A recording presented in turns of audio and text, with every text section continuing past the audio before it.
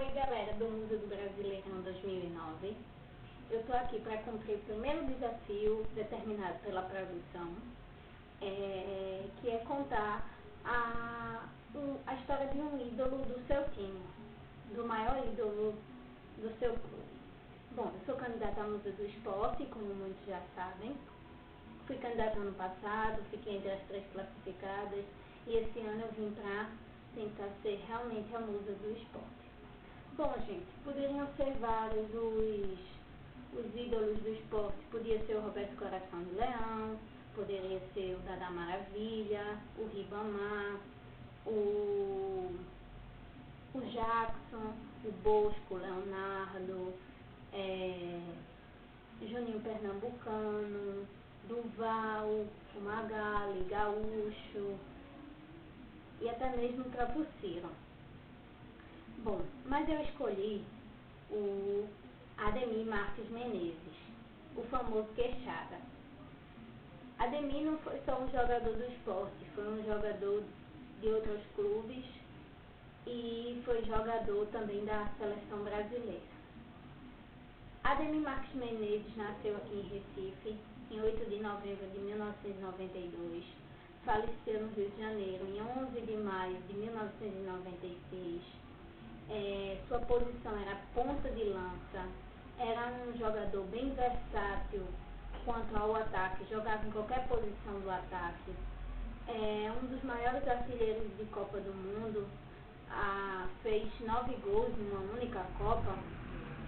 Um dos maiores centroavantes do futebol brasileiro, sem dúvida. Quando chutava,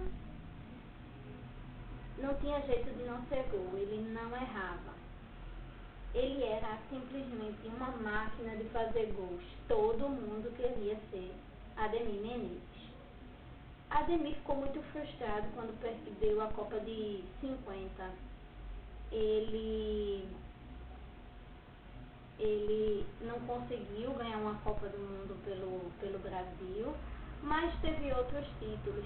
E por ter perdido, Ademir foi meio que esquecido pelo povo brasileiro. Se ele tivesse ganho aquela Copa, eu tenho certeza de que ele seria, se não o maior jogador, o melhor jogador do Brasil, do mundo, ele estaria bem perto, pelo menos nos 3 primeiros. Ademir começou a carreira no Centro Esportivo do Pina, aqui em Recife. Foi mais ou menos em 1935, 1936, no infantil do Pina. O pai dele depois levou ele para o esporte. Na época que ele foi juvenil no esporte, ele era o melhor jogador do time. Ele foi campeão invicto pelo esporte no Campeonato Pernambucano, sendo a última partida disputada nos aflitos contra o Náutico. O Náutico perdeu de 8-1, 3 gols de Ademir. Realmente Ademir era um goleador. O esporte, depois disso, saiu em excursão pelo Brasil, disputando um torneio em excursão pelo Brasil. E meio que desacreditado, mas começou a ganhar de todo mundo, mais ou menos em 1941. Quando foi em 1942, o esporte foi jogar um amistoso contra o Vasco. E todo jogador que era craque, o Vasco contratava. A partida foi 5-4 para o esporte. Ademir fez 3 gols e deu passe para mais 2. Então o Vasco disse, a gente tem que contratar esse cara tem que vir para o nosso time. Então Ademir foi um grande artilheiro do Expresso no Vasco, foi artilheiro até o final da sua carreira, gostava muito da camisa 9, era a preferida dele. Ademir, depois, numa época de crise do Fluminense, que o Fluminense não ganhava nada, ele foi para o Fluminense porque Gentil Cardoso disse que com Ademir Menezes o Fluminense seria supercampeão. E realmente o Fluminense foi o supercampeão. Ademir foi vendido na época por 200 mil cruzeiros, o que era uma fortuna. foi o campeão realmente em 46 e a promessa de Gentil Cardoso se cumpriu, né, com Ademir. Depois o pai dele foi o primeiro empresário do ramo brasileiro, do futebol brasileiro, seu Menezes. Como meia-direita, ele atuava bem próximo de um centroavante. Ele foi a primeira pessoa a fazer isso, ou seja, o ponta de lança. Quando terminou o contrato com o Fluminense, ele voltou para o Vasco.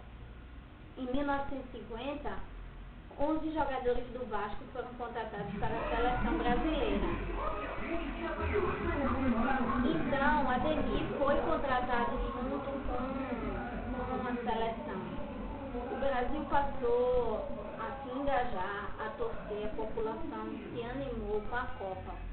O Brasil dava show de bola nessa época, estava destruindo com todo mundo. Ganhou do México de 4-0, empatou com a Suíça 2-2, 2-0 na Iugoslávia, 7-1 na Suécia, 6-1 na Espanha. E para ser campeão em casa, na inauguração do Maracanã, o Brasil só bastava um empate.